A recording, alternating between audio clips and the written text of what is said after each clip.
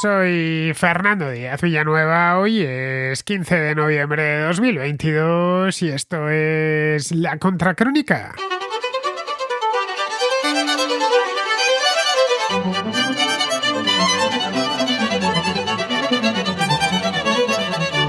La semana pasada presentó la quiebra FTX, una de las principales plataformas de intercambio de criptomonedas.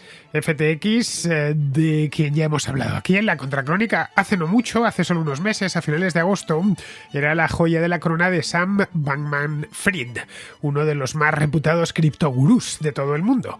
Bankman-Fried, que fundó FTX hace poco más de 3 años y que era un gran defensor de las criptomonedas, dimitió en el acto como director general de la empresa y, según nos hemos enterado, está siendo investigado por los reguladores estadounidenses y por la Comisión de Valores de las Bahamas, que es donde tenía su sede la empresa desde que se trasladase desde Hong Kong.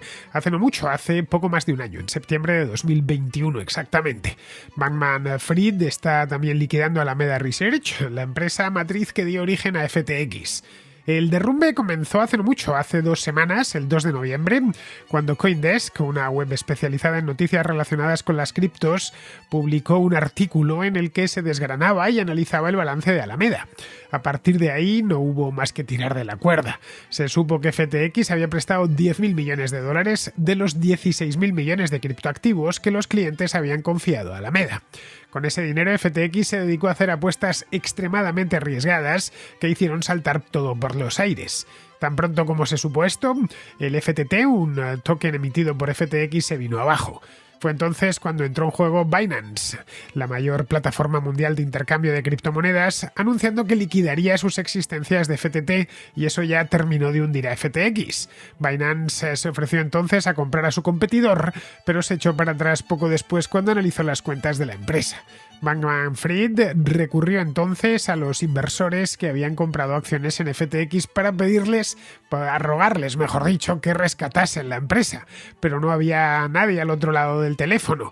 Sin que ya hubiese más alternativa, tuvo que acogerse al capítulo 11, es decir, a la ley de bancarrota de los Estados Unidos, cosa que hizo el viernes pasado, dejando a todo el sector de las criptomonedas en estado de shock.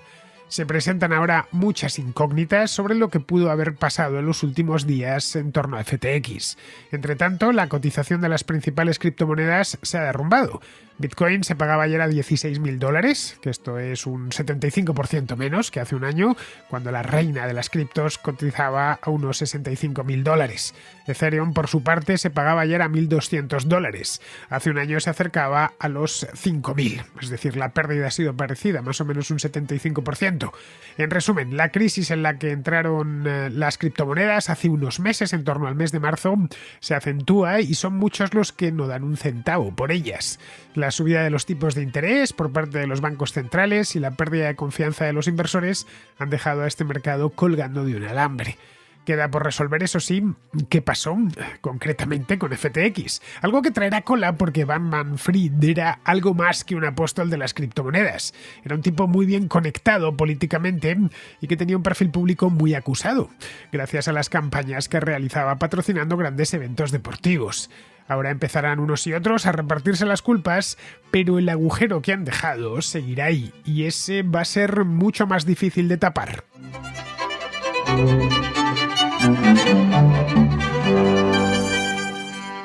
2022 está siendo un año negro para las criptomonedas.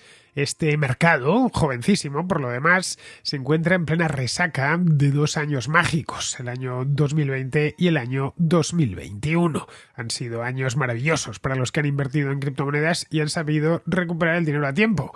Los criptoactivos en general se pusieron de moda ya a partir de 2019, poco antes de la pandemia, y han elevado las cotizaciones de criptomonedas como el Bitcoin, pues diría yo que hasta la estratosfera, a poco que veamos su gráfico de cotización. Bueno, hace solo un año, en noviembre de 2021, un Bitcoin se llegó a pagar a $69.000. Se quedaron al borde mismo de los 70.000.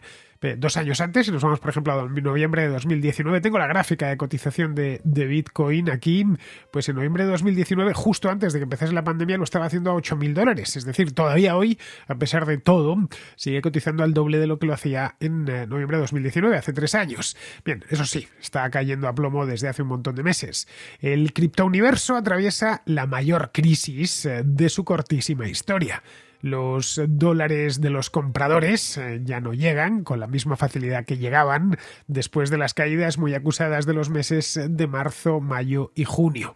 Todo a pesar de las campañas de publicidad que los principales intercambios de criptomonedas han hecho por todas partes. Han hecho en internet, en televisión, en grandes competiciones deportivas como la Super Bowl. Vamos, esto de las criptomonedas es algo que hemos podido verlo en vallas publicitarias, lo hemos visto en anuncios constantes en las páginas web, algo que en el año 2015 o 2016 la mayor parte de la gente no sabía ni que existía, como era el Bitcoin. Ahora, aunque no se entienda muy bien, al menos prácticamente todo el mundo ya sí sabe lo que es un Bitcoin y más o menos adivina, aunque sea por encima, en qué consiste un criptoactivo. Bien, las grandes plataformas dicen tener grandes cantidades de activos cuya capitalización de mercado, es decir, lo que supuestamente valen en el mercado, asciende a $1 billón, $1 billón con B. Pero claro, esos dólares reales no están allí, eso lo sabe todo el mundo. Los intercambios regulados con sede en Estados Unidos suelen ser, o como en Europa, son tan solo una representación comercial de intercambios extraterritoriales, cuya regulación es muy pequeña o directamente nula. Veamos los principales intercambios de criptomonedas, los más grandes del mundo. El más grande es Binance y opera desde las Islas Caimán. OKX o Huobi, los dos, ambos operan desde las Islas Seychelles. Y bueno, y FTX, que ya está quebrado y ha dejado de existir, ya ha dejado de operar, por lo menos lo hacía desde las Islas Bahamas. He escogido estos 4 porque eran los más grandes, pero vamos, podríamos continuar. Digo que lo hacía, lo de FTX, porque ya no opera, dejó de operar la semana pasada. Veréis que aunque todavía está muy activo su nombre FTX por especialmente la prensa económica, ya no se puede operar más con esta gente, afortunadamente, porque es que la empresa estaba realmente quebrada. Hace justo una semana, el martes 8 de noviembre, interrumpió las retiradas de sus clientes, esto lo hizo por la mañana, y nada, unas horas más tarde, esa misma tarde, publicó que estaba sufriendo una crisis de liquidez. Eso es como lo vendieron en la prensa al principio. 3 días más tarde, ni liquidez ni gaitas. Directamente se declaró en bancarrota, viendo que no había manera de salvar aquella empresa. La caída de FTX no es la primera mala noticia que ha tenido este negocio en lo que va de año. Lo tratamos aquí en la Contracrónica de vez en cuando. Es un tema interesante, económico, que bueno, afecta a mucha gente y que creo que al que más y al que menos, pues alguna vez le ha interesado, se ha informado por criptomonedas. Esa es la razón por la cual en la Contracrónica hablo de ellas de una manera regular desde hace ya unos cuantos años. Bien, pues recordaréis que hace unos meses, esto fue en el mes de mayo, si mal no recuerdo, se hundieron las criptomonedas UST y Luna, que eran de Terraform Labs, y esto se llevó por delante, pues se llevó a Celsius Network, se llevó también a Voyager Digital y a unas cuantas empresas más que se dedicaban al intercambio de criptomonedas. De todo esto y Contracrónica porque la hice en su momento. Bien, a FTX le ha pasado algo similar. Buscó al final ya, estaban la semana pasada agotadísimos, pero buscaban que ayuda de alguna manera, fondos, pero fue en vano. No les quedó más remedio que seguir los pasos de Terra, presentar la quiebra y bueno, ya su director y fundador, que es este tipo del que os hablaba a finales de agosto, Sam Bankman-Fried, pues se vio obligado a dimitir y desaparecer del escenario. Lo segundo le va a ser algo más difícil porque le van a estar señalando durante los próximos meses, quizá durante los próximos años, porque el agujero que ha dejado es bastante grande. Bien, con FTX ha sucedido, no obstante, algo peculiar, porque a diferencia de los fundadores de Terra, que eran 2 tipos de los que ya os hablé aquí, Do Kwon, un coreano, un surcoreano, y Daniel Shin, Bankman era muy conocido. Era un tipo que se dejaba apreciar mucho en la prensa. De nuevo, el que más y el que menos conoce su cara, de haberla visto en alguna fotografía o en algún vídeo. Se dejaba querer mucho por los políticos, especialmente los demócratas, por periodistas, concedía entrevistas, se dejaba fotografiar, aparecía en portadas de revistas importantes, por celebridades, deportistas de élite, etcétera, los que patrocinaba. Bueno, era tan conocido, como digo, que le dediqué un programa. hace no mucho, a finales del mes de agosto, que lo titulé, si mal no recuerdo, Bankman-Fried, el Mesías de las criptomonedas o algo así. Lo tenéis en el archivo por si le queréis echar una escuchada. Bien, era un tipo, ya digo, conocidísimo. Este hombre, os refresco la memoria, es un hombre muy joven, tiene solo 30 años, nació en 1992 en California, sus padres eran profesores en la Universidad de Stanford, no eran informáticos ni nada de esto, eran profesores de la Escuela de Derecho de Stanford y bueno, no estudió allí, él no quería estudiar Derecho, decidió irse al otro lado del país, al Instituto de Tecnología de Massachusetts, es decir, el popularísimo MIT, y allí se graduó en física. Bien, tras aquello, como no quería ser profesor de física, lo que hizo fue empezar a trabajar en una empresa llamada Jane Street. El perfil de Bankman-Fried os lo hice con mucho más detalle en aquel programa, pero vamos, os lo estoy recordando. Se empleó aquí en Jane Street siendo jovencísimo, estamos hablando de 20 y pocos años, es una empresa dedicada al trading cuantitativo. Quería ganar dinero este hombre. Bueno, por el hecho de que a todos nos gusta ganar dinero, claro está, pero no para comprarse un Ferrari o una casa en las Islas Vírgenes, no solo para eso, sino para contribuir a causas nobles, las causas al menos que a él le parecían nobles. A eso lo llamó altruismo efectivo. Así que al dejar Jane Street, ya con la suficiente experiencia sobre lo que era el trading cuantitativo y cómo funcionaba aquello, decidió fundar su propia empresa, también dedicada al trading cuantitativo. Eso sí, especializada en criptomonedas. A esta empresa la bautizó con un nombre muy californiano, por cierto, Alameda Research. Ya sabéis que en California, en Texas, en Florida, en algunos estados de Estados Unidos, las palabras Nuevo México, Arizona, las palabras en lengua española están por todos los lados. Bien, pues a esta la llamó Alameda Research, que es la que ha terminado dándole la puntilla, porque el artículo en CoinDesk era precisamente sobre el balance de Alameda. Fundó el intercambio FTX en mayo de 2019, es decir, es algo muy posterior. Tiene 3 años y medio esta empresa. Alameda operaba allí y servía además como creador de mercado del propio intercambio. En cualquier mercado regulado, esto simplemente no estaría permitido. Ya está, no le demos más vueltas. Si esto nos lo llevamos a Estados Unidos, a Canadá, a Europa, casi cualquier sitio, a Japón, ¿no? Pero claro, evidentemente por el conflicto de intereses que aparece ahí, ¿no? Y los incentivos para comerciar con tus propios clientes. Pero los intercambios de criptomonedas, en concreto el FTX que operaba desde Bahamas, es decir, y antes lo había hecho desde Hong Kong, pues empezó, eso sí, en California. Alameda empezó en California, que es donde lo había fundado, en la tierra natal de Bankman, pero en estos momentos estaba operando desde las Bahamas, es decir, era extraterritorial, que es como se le conoce a esto. Y estos mercados o no están regulados o su regulación es muy laxa. FTX, de cualquier manera, se hizo muy popular, de manera muy rápida. Ofrecía productos complejos, como opciones o como futuros, y esto le situó a FTX en una posición francamente privilegiada durante la burbuja de las criptomonedas de estos 2 últimos años, el año 2020 y 2021. Podemos hablar de burbuja en tanto en cuanto, pues no hay más que mirar el gráfico. Caray, esto te habla de una burbuja, de cómo se infló todo esto a partir del año 2020, especialmente la burbuja se verifica bien de finales de 2020 hasta principios de 2022. Fue sobre todo el año 2021. Pero vamos, estaba donde tenía que estar, ¿no? Bitcoin se disparó, como os decía antes, durante este periodo de tiempo hasta los $69.000, hace justo un año.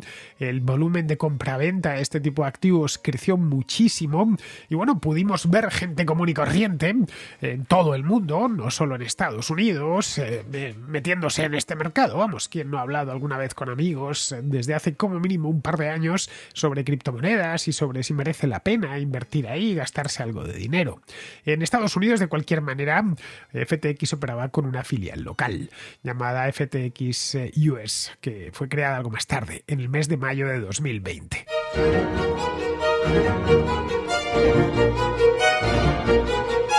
Durante esta burbuja de la que os hablaba antes, podríamos denominarla la cripto burbuja, no tanto 2020, como os decía, he echado un vistazo en la pausa de nuevo a la gráfica y efectivamente es un asunto del año 2021, más que 2020.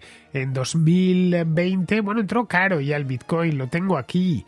En diciembre estaba a unos 18, 20, bueno, en enero ya estaba por encima de los 30 y a partir de ahí creció como la espuma. Tuvo una subida brutal hasta marzo, volvió a caer durante los meses de mayo y junio, cayó pero no mucho, bajó hasta los 30, 35.000 y luego tuvo una gran subida, forma una M casi perfecta esta gráfica, hasta el punto máximo a mediados de noviembre del año pasado. Bien, durante esta cripto burbuja del año pasado, Bankman comenzó a promocionarse como algo así como un multimillonario un tanto excéntrico, solía ir mal vestido, como estos a mí me recordaba a estos jovenzuelos de Wall Street de finales de los años 90, los de la burbuja.com, que todos aparentaban ser jóvenes desenfadados, genios incomprendidos que curiosamente estaban haciendo auténticas fortunas. Pues exactamente como dicen en las redes sociales, same vibes, es decir, las mismas vibraciones, ¿no? Me transmitía este chico tan joven,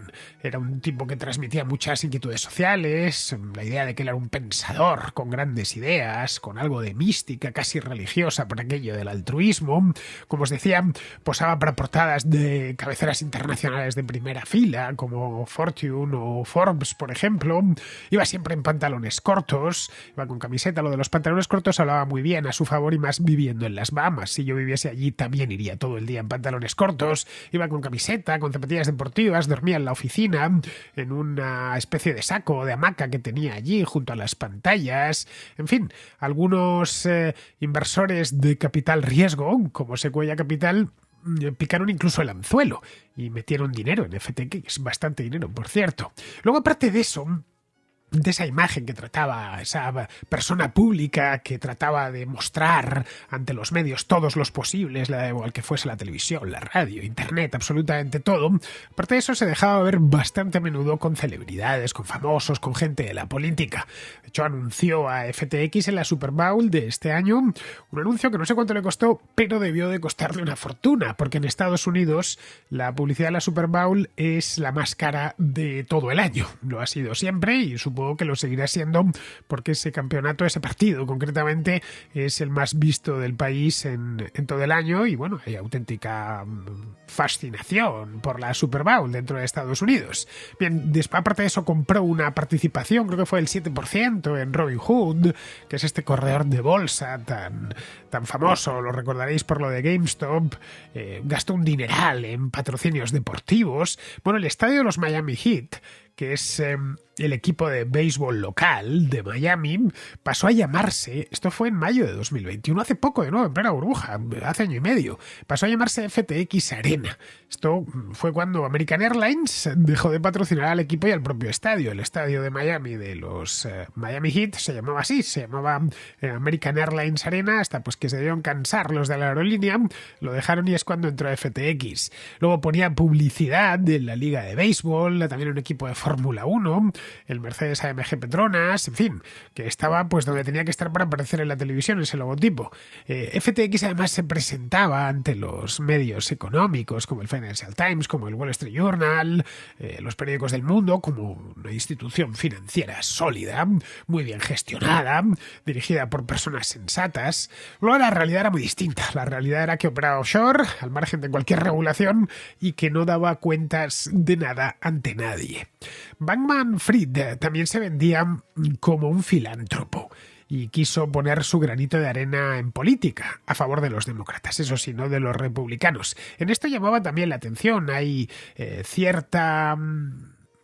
pues no sé cómo decirlo, cierta tentación a ver siempre a los millonarios de Bitcoin como jovenzuelos un poco descerebrados que se gastan todo el dinero en fiestas y en coches de carreras, en Ferraris y cosas así. Bien, este no transmitía ni mucho menos esa imagen, todo lo contrario, ¿no?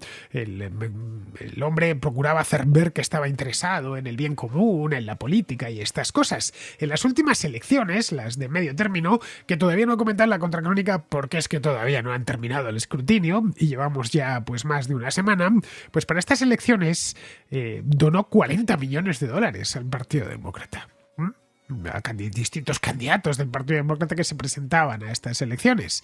A pesar de que vivía en las Bahamas y llevaba ya un tiempo viviendo allí, había empezado en California, de ahí se movía a Hong Kong y luego a las Bahamas, donde se había trasladado no ya la sede de su empresa, sino que se había trasladado él físicamente, razón por la cual pues podía ir en pantalón corto todos los días. Bien, pues a pesar de que vivía allí, trataba de estar presionando continuamente en Washington, en el Congreso, pidiendo una regulación para las criptomonedas, quejándose de que no existía, que él era pues algo así como un banquero, y por cierto, el nombre le venía que ni el pelo, porque este chico se llama Bankman, es decir, banquero, en una palabra, que él era un banquero honrado, que simplemente trabajaba en un nuevo negocio como era de las criptomonedas, pero quería que esto se regulase de una maldita vez.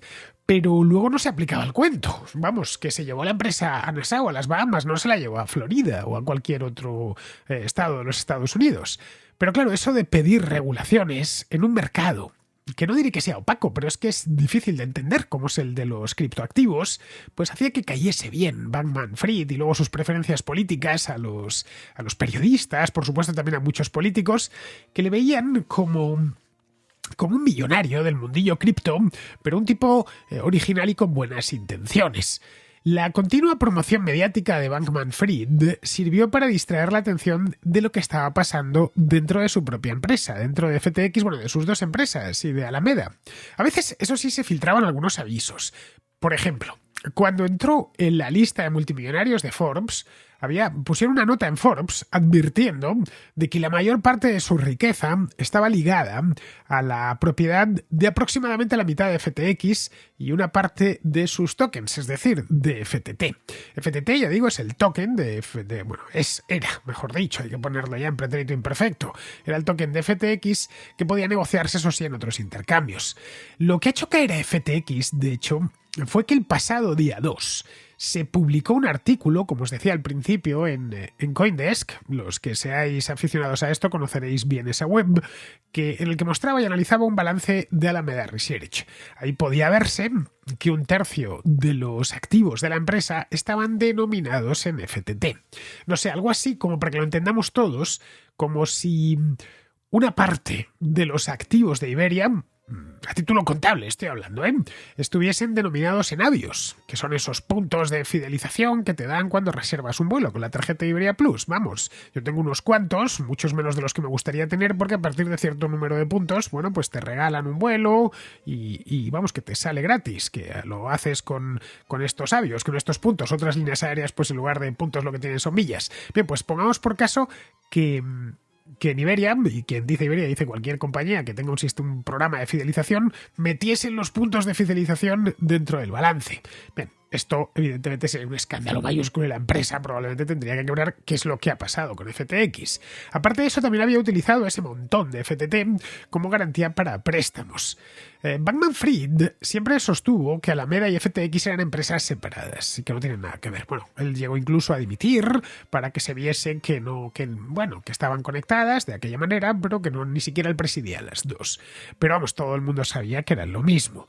La perspectiva de problemas próximos en Alameda, a raíz de la publicación de esto en CoinDesk, llevó a los usuarios de FTX a retirar los fondos lo más rápido que pudieron. Vamos, que no hay nada nuevo bajo el sol, fue una corrida bancaria en toda regla. FTX interrumpió entonces todas las retiradas y esto ya sucedió el día 8 de noviembre, una semana después. Unas horas más tarde, Binance y FTX anunciaron que Binance compraría FTX para resolver sus problemas de liquidez, en espera obviamente de la due diligence. Pero la cosa no prosperó. Binance anunció al día siguiente que los libros de FTX mostraban que no solo era una falta de liquidez, que también, sino que FTX era insolvente.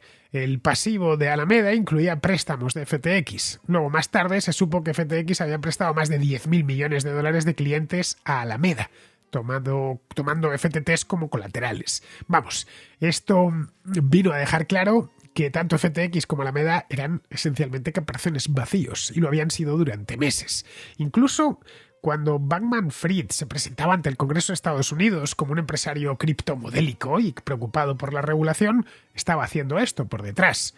Los gobiernos han mostrado su intención de regular el comercio con criptomonedas tanto en Europa como en Estados Unidos desde hace tiempo.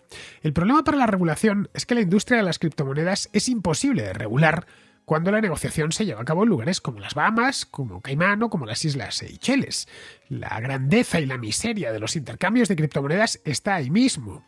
Gozan de una libertad absoluta y permiten que el dinero se mueva con gran rapidez y sin cortapisas. Pero claro, tienen como contrapartida que el riesgo es enorme. Mientras haya gente confiando en ese mercado, vertiendo dólares, euros o libras esterlinas fresquitos para mantenerlo funcionando, pues existirán las criptomonedas. En el momento en el que ese chorro de dinero fiduciario disminuye, el mercado cripto lo nota en el acto. Porque el objetivo de una criptomoneda no es tanto comprar y vender bienes y servicios con ella. El objetivo es servir como reserva de valor liquidable en dinero fiat. Eso es lo que se cargó a UST Luna, de lo que se ha cargado a FTX, a BlockFi, bueno, y al resto de cadáveres que se van acumulando en la cuneta en este annus horribilis de las criptos. En fin, es un misterio si criptomonedas más sólidas como Bitcoin o Ethereum sobrevivirán o no. Todo dependerá de si hay demanda de ellas. Esa demanda por ahora se está secando, pero no sabemos hasta cuándo.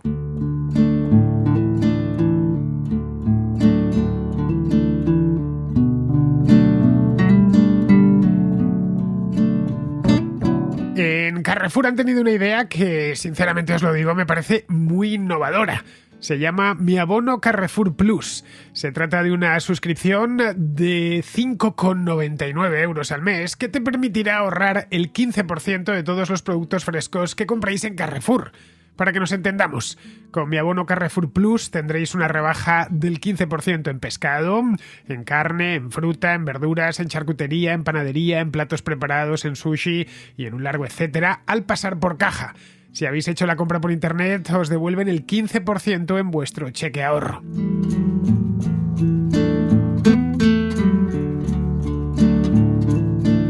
Haced el cálculo. Si cada vez que vais a Carrefour gastáis 50 euros en productos frescos, ahorráis 7,5 euros. Las familias españolas gastan de media 160 euros mensuales en productos frescos. Esto supone un ahorro de 24 euros todos los meses. Yo que vosotros no lo dudaría. Os invito a que lo probéis porque trae cuenta y porque el primer mes es completamente gratis. Se acumulan los 5,99 euros en vuestro cheque ahorro y podéis daros de baja cuando queráis sin permanencias ni compromisos. Descargaos ya la aplicación Mi Carrefour en vuestro móvil o entrad en carrefour.es para más información.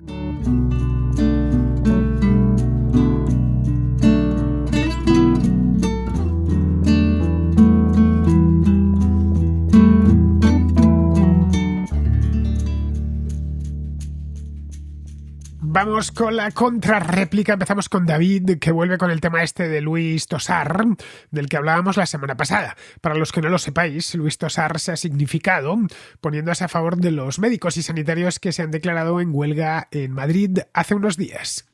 Buenas tardes, Fernando. ¿Qué tal? Mira, quería hacerte darte mi visión acerca de la polémica con Luis Tosar.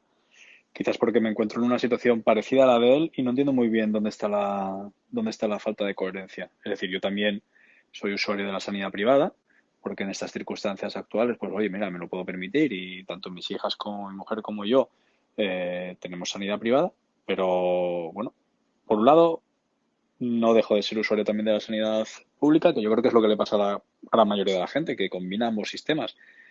Yo, pues, si tengo que hacer algo con el dermatólogo, no sé, mi mujer con el ginecólogo, pues, oye, las listas de espera son muy inferiores y aprovechamos la sanidad privada. Pero yo todo el sistema de vacunas, seguimiento de crecimiento y revisiones periódicas que tienen mis hijas, las hacemos en la sanidad pública, pues porque, oye, siempre ha sido así desde que nacieron y estamos contentos. Pero vamos, que eso... yo no veo que el ser usuario de la sanidad privada me invalide para criticar la situación de la sanidad pública.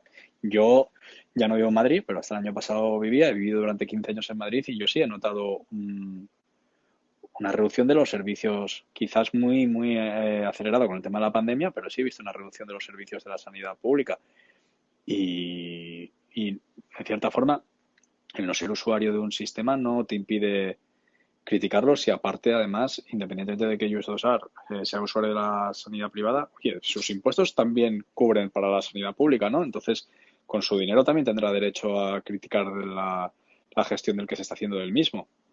No sé si Luis Tosar tributa en Madrid, en Galicia o en San Petersburgo. Pero voy al fondo de la cuestión de que el no utilizar un servicio no quiere decir que no tengas poder, o sea, no tengas capacidad para criticarlo. Sobre todo cuando estás pagando por él, ¿no? Porque Justosar o cualquier persona madrileña que use la sanidad privada no deja de pagar sus impuestos para que se destinen a la sanidad pública. Yo desde pequeño, bueno, toda mi vida, hasta hace poco, he sido usuario de la sanidad pública y evidentemente me gustaría que estuviese en mejores circunstancias. Y de hecho yo creo que todos los que utilizamos la sanidad privada, si la sanidad pública estuviese en mejores condiciones, quizás no necesitaríamos hacerlo. En todo caso, bueno, yo creo que no veo incoherencia por parte de este hombre, más allá de que queramos meter a todos, como siempre hacemos en España, en el mismo saco, de que si un tío es de izquierdas es que bla, bla, bla, si un tío es de derechas, bla, bla, bla. No, vayamos al fondo de la cuestión. Yo creo que todo el mundo que tenga, que no sea hipócrita consigo mismo, sabe que si es capaz de darle algo, entre comillas, mejor a su familia, se lo va a dar y cada uno se gasta su dinero en lo que cada uno decide. O sea, yo igual puedo permitirme la sanidad privada, pero no me gustan los coches caros, ni me gusta salir a cenar 3 veces por semana con mi mujer a restaurantes. Que es que cada uno gasta el dinero como quiera. Si este hombre se lo quiere gastar en la educación, en la sanidad privada, ¿por qué no va a poder criticar a la sanidad pública si aparte parte de sus impuestos van destinados a ellos? Y de hecho, pues mira, incluso, mira, yo no lo uso, pero quiero que la gente que lo tenga que utilizar se encuentre con un servicio digno. Pues es que ¿dónde está la falta de coherencia? Bueno, perdón porque me ha salido un poco largo el audio, Fernando. Espero que vaya muy bien. Un saludo. Bien, antes de nada una cosa, David. A ver, sanidad pública es tanto la de titularidad privada como la de titularidad estatal, del mismo modo que tan servicio público presta una aerolínea privada como una que está nacionalizada. Eso es importante remarcarlo porque se ha identificado público con estatal, y no es cierto. Público o pública es toda aquella empresa que presta un servicio con acceso al público.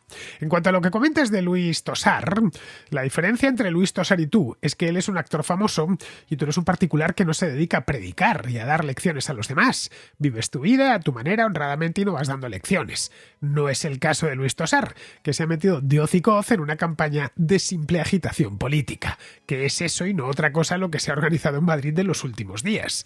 Mira, la sanidad estatal en España no atraviesa los mejores momentos, como bien sabemos todos. Ha recibido de lleno el impacto de la pandemia y algunos servicios, como los de urgencias o la atención primaria, pues han quedado muy perjudicados. Pero es que eso se ve en toda España, no solo en Madrid. Pero nada, nadie ha salido a manifestarse en Castilla-La Mancha, en Cataluña o en Valencia, donde existen problemas muy similares en el sistema sanitario, como falta de profesionales, listas de espera muy largas o jornadas de los propios profesionales que son más largas de lo que deberían. De haberse convocado una huelga a escala nacional podría entenderlo. Los profesionales del ramo se sienten mal y protestan, todo correcto, pero es que no ha sido así. Solo han declarado la huelga en Madrid, concentrando toda la ira sobre una persona concreta, Isabel Díaz Ayuso, a la que el otro día en el Paseo de la Castellana y pasé por delante la llamaban directamente asesina. Mira, se quejan del gasto, que el gasto per cápita en sanidad en Madrid es inferior a otras autonomías, pero es que ignoran que la población de Madrid es especialmente joven con respecto a otras comunidades autónomas. El grueso del gasto sanitario, como supongo que ya sabrás, se concentra en los últimos años de vida. Los más ancianos, más gasto sanitario. Pero esto explicaría que las 3 comunidades autónomas con más gasto per cápita sean 3 de las más envejecidas de España: País Vasco, Navarra y Asturias. Luego hay otro elemento. En las encuestas de valoración del sistema sanitario que elabora anualmente el Ministerio de Sanidad, la de Madrid suele estar entre las mejor valoradas, y en eso tiene mucho que ver que las listas de espera en Madrid sean mucho menores que en otras partes de España. Mira, en 2021, el año pasado, el 31% de los pacientes en Aragón llevaban más de 6 meses en una lista de espera, el 30% en Cataluña, el 29% en Castilla y León. Bien, en Madrid era solo el 9%. Así que, efectivamente, la Comunidad Autónoma de Madrid gasta menos por habitante en sanidad, pero parece que lo gasta mejor, es decir, de forma más eficiente. Eso es evidente, no significa que no haya motivos de protesta por parte de los profesionales, pero caray, es que los hay en toda España, no solo en Madrid. Pero no verás a Tosar que se queja por los problemas de los sanitarios en el resto de España. como no le verás tampoco quejarse por la inflación, que está en el 10%. ¿Por qué? Porque Luis Tosar siempre ha sido un activista muy cercano a la izquierda, como Juan Diego Botto, como Alberto San Juan, que por cierto estaban ayer también en esta manifestación. Vamos, que a mí, sinceramente te lo digo, no me ha extrañado mucho verle metido en esto. Bien, seguimos con Gonzalo, que también nos habla de este tema de Luis Tosar. Buenas noches a todos. Quisiera expresar mi opinión sobre el hecho de que el actor Luis Tosar se haya subido a la campaña centrada en torno a la sanidad pública madrileña que los estatalistas le están montando a Isabel Díaz Ayuso. Querido Fernando, tú el otro día, apoyándote en la Escuela Austríaca de Estudios Socioeconómicos, hablabas de la existencia de dos clases, la de los que sustentan el Estado con sus impuestos y la de los que viven del Estado, es decir, la de aquellos que dependen de los impuestos que la primera clase paga al Estado. ¿Por qué hoy un mileurista español es un 2000eurista esquilmado por el Estado?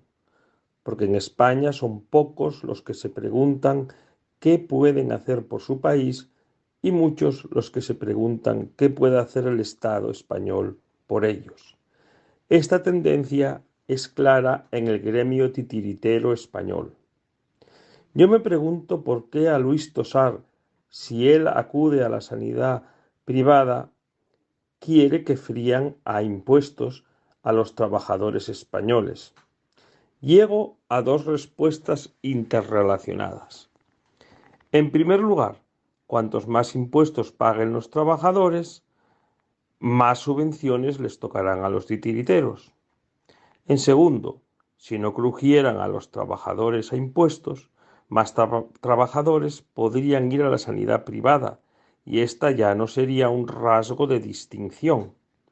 Si el sueldo neto de los trabajadores fuera muy superior, mucha gente iría a la clínica Ruber, su público se democratizaría y los señoritos pijoprogres tendrían que codearse con los plebeyos.